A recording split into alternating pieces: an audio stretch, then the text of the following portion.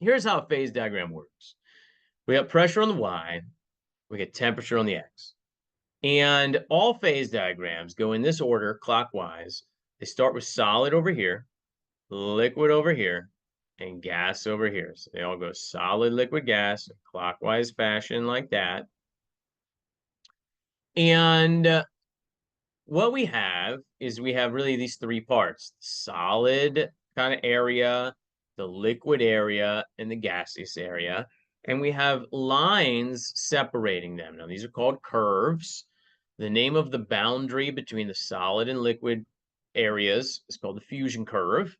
The name of the boundary between the liquid and gas area is the vaporization curve. And the name of the boundary line here between the solid and gaseous area is the sublimation curve. And then we have two really important points. We have the triple point, which is where the sublimation curve, vaporization curve, and fusion curve, where the sublimation curve, fusion curve, and vaporization curve all meet. And this is the theoretical set of, I shouldn't even say theoretical, it is not theoretical. This is where this pressure and with this temperature, okay, if you maintain this pressure and this temperature, this is where all three states of matter would coexist together indefinitely. Now, this is kind of crazy to think about. This is the phase diagram for water, which is special. We'll talk about that in a moment. But you can see here for water, the triple point occurs somewhere below 1 atmosphere of pressure. 760 torr is 1 atmosphere of pressure. So the triple point is occurring below 1 atmosphere of pressure. And it occurs right around 0, a little higher than 0 degrees. I think it's like a half a degree Celsius or something. And this is where if I maintained whatever pressure this is and whatever temperature this is here for the triple point, it's actually on one of your homeworks. You can see the pressure and temperature. If I maintain that pressure and temperature, you could have a closed container. So we're putting a lid on this.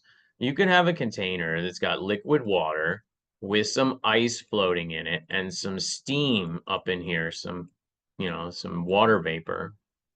And if you maintained this pressure and this temperature indefinitely forever, okay, you could have all three states of matter coexisting indefinitely.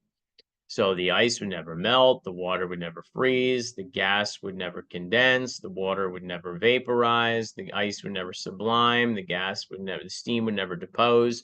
You could have liquid water, solid water, and gaseous water coexisting together indefinitely, as long as whatever pressure this is and whatever temperature that is, as long as you maintain those indefinitely. That's really the triple point. This when all three phases of matter could coexist indefinitely at that pressure and temperature set of conditions. The critical point is far more complicated. The critical point here, get another drink. Losing my voice, man. Well, luckily, we got the 4-day weekend coming up here with the 4th of July. Critical point's crazy. Here's the critical point. Best definition I can give you for that is if I increase the pressure, then I can prolong how long a substance is a liquid. Let's talk about this. Okay, this is 1 atmosphere of pressure, 760 torr. And 1 atmosphere of pressure, we usually call that the normal. That's going to be important. I'm telling you right now, the homework on phase diagrams is going to ask you for the normal melting point, normal boiling point. Here's the first indication that this phase diagram is for water. If you go over at 1 atmosphere, right? So 1 atmosphere, 760 torr, where the substance goes from solid to liquid, that's at 0 degrees Celsius. Well, that's the melting and freezing point of water, right?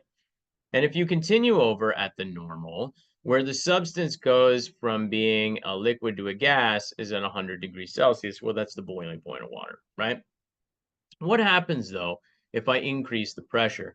Well, if I increase the pressure to maybe like 2 atmospheres, well, now you can see the boiling point has increased, right? It's no longer 100, it's now 100 something, right? 150, 180, right? I don't have numbers on here. So this should make a lot of sense. If I have a container,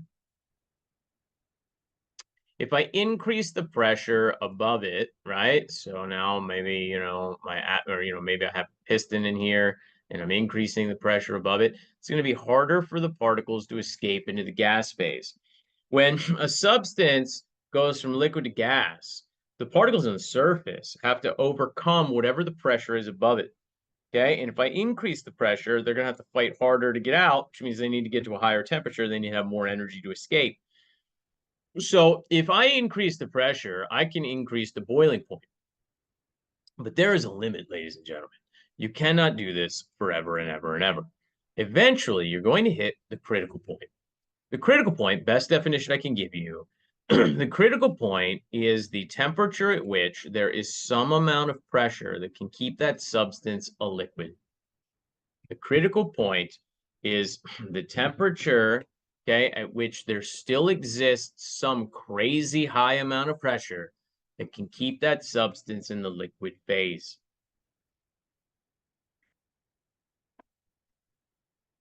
What happens though if I increase the temperature of the substance above this critical point temperature? Well, now I don't care how much pressure you exert on the substance.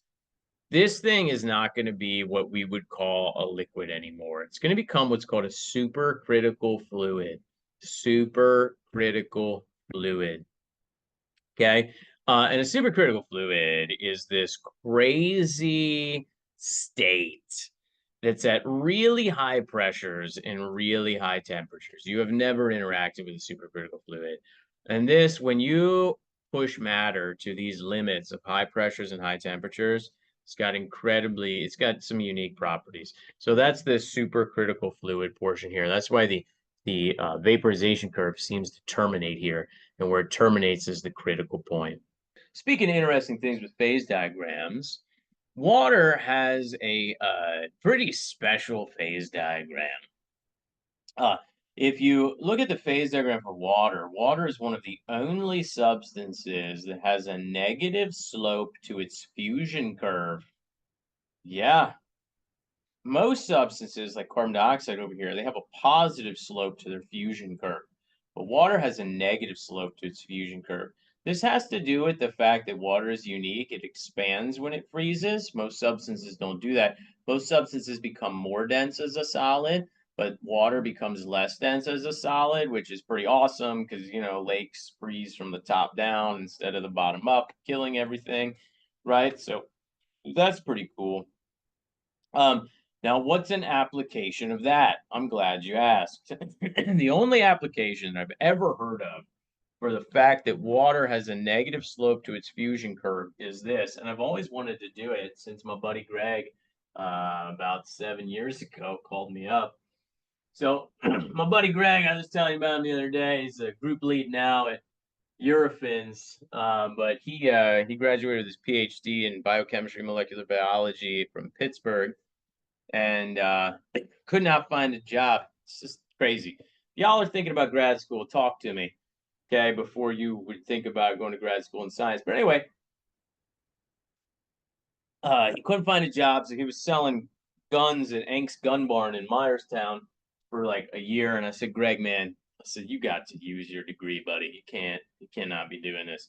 So I got him a gig teaching at Lebanon Valley College. He taught chemistry for a year.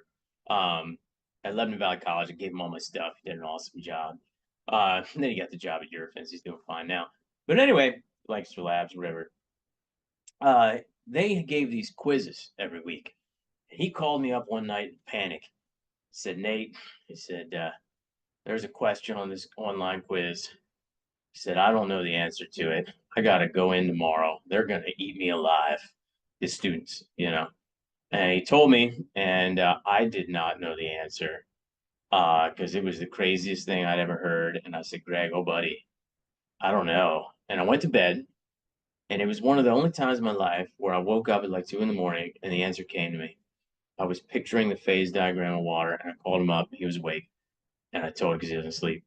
And I told him the answer, and then he didn't get eaten alive. So here was the question. This is crazy. The question was this. I'm paraphrasing, but A student takes a block of ice,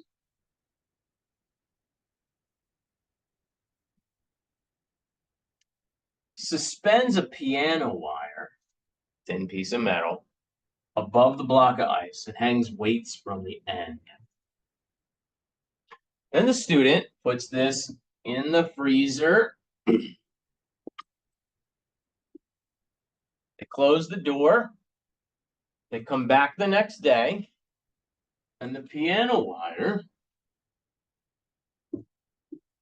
has passed through the block of ice,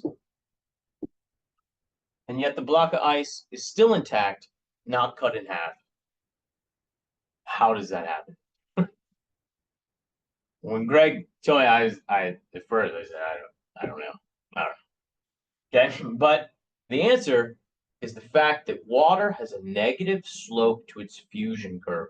This water is one of the only substances where this would work, and it would work. Like, I really want to do it. I just don't have time, you know. But here's why.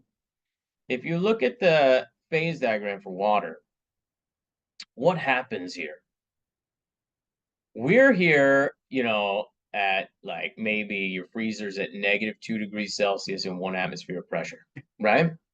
Well, when you have the weighted piano wire sitting on the ice, okay, pressure is force divided by area. The piano wire has a very small area, okay, that it's making contact with the ice, and it's weighted, so it's a very high force, right? So what happens is that piano wire is exerting a pressure on the ice, right? So maybe we're here at like -2 and we increase the pressure. Well, what happens? Where the piano wire makes contact with the block of ice, it's going to actually melt the ice. So what happens is where the piano wire is sitting, it's at a very high pressure, it melts the ice, the piano wire passes through, the ice now, the water is no longer at a high pressure, so it goes back down and refreezes, and the piano wire essentially passes through the block of ice without cutting it in half. Now, most substances, this would never happen. The piano wire would just sit on top, because for most substances, they have a positive slope to their fusion curve. So most substances, if I'm over here and I increase the pressure, it's not gonna go to being a liquid. It just becomes more solid, which is not really a thing, but it stays solid at higher pressures.